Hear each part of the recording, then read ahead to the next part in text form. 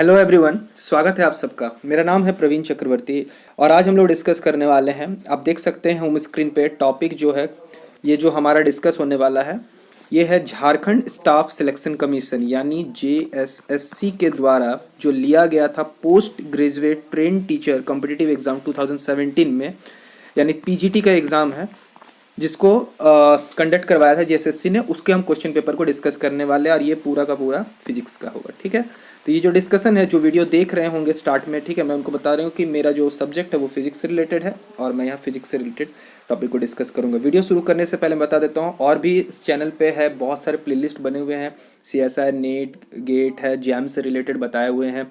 आपको IIT JEE के भी बहुत सारे मैंने प्रॉब्लम करवाए हुए हैं, आप उनको जाके देख सकते हैं और अगर कोई इंटरेस्टेड है तो आप किसी को सजेस्ट भी कर सकते हैं। तो स्टार्ट करते हैं सीरीज को। ठीक है, यहाँ हम कुछ क्वेश्चंस डिस्कस करेंगे। इसके आने वाली सीरीज में हम धीरे धीरे क्वेश्चंस को और भी ज़्यादा मैं कोशिश करूँगा शॉर्ट वीडियोस बनाने की। ठीक है, ज़्यादा लंबा वीडियोस मैं नहीं चाहूँ। चलिए देखते हैं पहला क्वेश्चन जो है, ये रहा पहला क्वेश्चन। देखिए क्वेश्चन जो था मुझे जो अवेलेबल हुआ है, जो स्टूडेंट से मुझे जो मिला है वो हिंदी में मिला है। ठीक है, और जहाँ पर भी अप्रोप्रिएट हिंदी इंग्लिश होगा मैं कोशिश करूँगा। हिंदी थोड़ी सी लैंग्वेज मेरे लिए टफ है, बट आप लोग के कॉपरेशन से ये आई थिंक बहुत इजी हो जाए।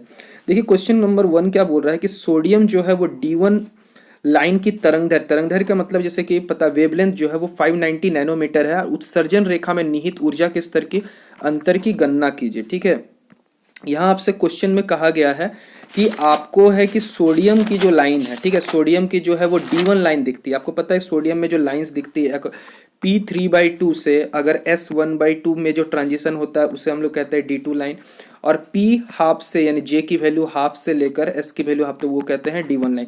तो सोडियम में जो होता है दो लाइंस बेसिकली दिखते हैं, D2 और D1। ये आपने ग्रेजुएशन में भी पढ़ा हुआ है।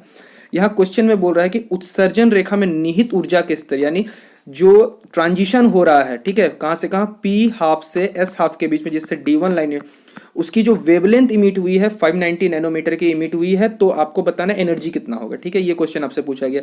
तो बेहद ही एक आसान सा सवाल है, आपसे पूछा गया है, वेवलेंथ दी हुई है, आपको एनर्जी निकालना है। एनर्जी इज इक्वल टू होता है एच न्यू और न्यू बराबर होता है HC/लैम्डा। आप सारा सॉल्व कर दीजिएगा, आपका आंसर आ जाएगा।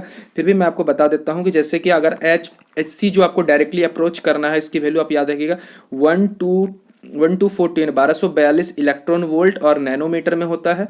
ओके, और जो लैम्डा है वो है 590। ओके, जब इसे हम सॉल्व करते हैं तो हम पाते हैं इसका आंसर 2.10 इलेक्ट्रॉन वोल्ट में। ओके, तो option number 2 is the right answer. ठीक है, तो आपको क्वेश्चन को देखना है, आप पहले इसको खुद से ट्राई करना है। वीडियो बिल्कुल पूरी नहीं देखनी है, मैं नहीं बोलूंगा कि आपको देख के वीडियो सॉल्व करना है, पहले बनाइए। ये सब क्वेश्चन बहुत आसान, आपको शुरू के बहुत सारे क्वेश्चन आसान मिलेंगे। ठीक है, चलिए अगले क्वेश्चन की ओर बढ़ते हैं।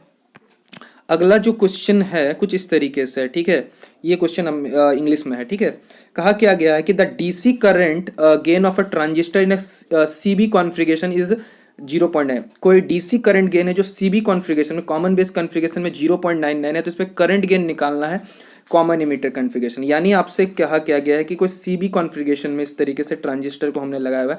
इधर वाला जो होता है वो आपको पता है फॉरवर्ड बायस, इधर जो होता है आउटपुट जो होता है वो रिवर्स बायस में होता है, तो वो एक्टिव रीजन में काउंट होता है।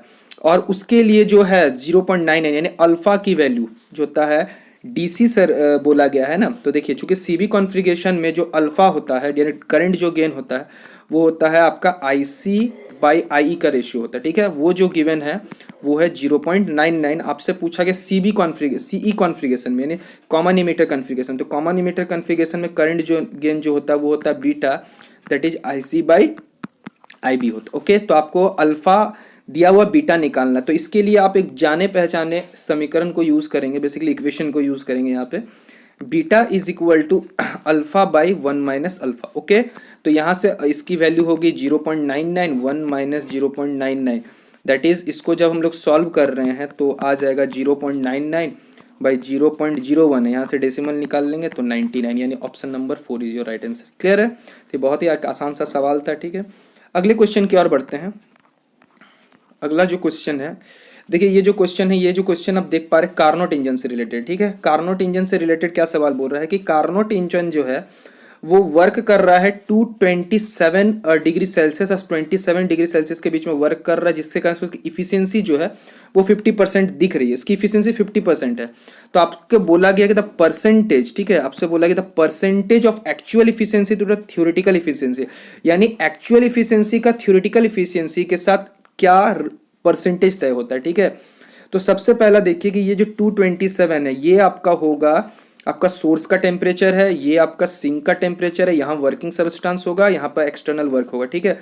तो सबसे पहला अगर हम सोर्स का टेम्परेचर 227 डिग्री है तो इससे अगर हम केल्विन में कन्वर्ट करते हैं तो ये 500 केल्विन में आ जाएगा। उसी तरह सिंक का जो टेम्परेचर है वो है 27 डिग्री सेल्सियस, अगर हम इसमें 273 ऐड करते हैं तो ये अगेन 300 केल्विन सिंक का टेम्परेचर मिल जाता है, ओके। और आपको पता है कार्नोट इंजन की जो इफिशियंसी होती है eta is equal to 1 minus T2/T1, that is 1 minus आपका 300/500, दैट इज कैलकुलेट करेंगे तो दैट इज 2/5 आ जाएगा। कितना आएगा? 2/5। और 2/5 जो होता है आपका, 2/5 जो आपका होता है 100% के हिसाब से अगर निकालने जाते हैं तो इसे कहते हैं 40%, ठीक है। तो ये एक्चुअली इफिशियंसी, ये जो आगे 40% इसकी एक्चुअल इफिशियंसी है, और इफिशियंसी जो है वो गिवन है, थ्योरेटिकल जो है आपका 50%। तो जो परसेंटेज आ जाएगा 40/50 इंटू 100, अगर हम इसे सॉल्व करते हैं तो इसे हम पाते हैं 80%, ओके। इससे कितना मिलता है? 80%, यानी राइट ऑप्शन हो गया ऑप्शन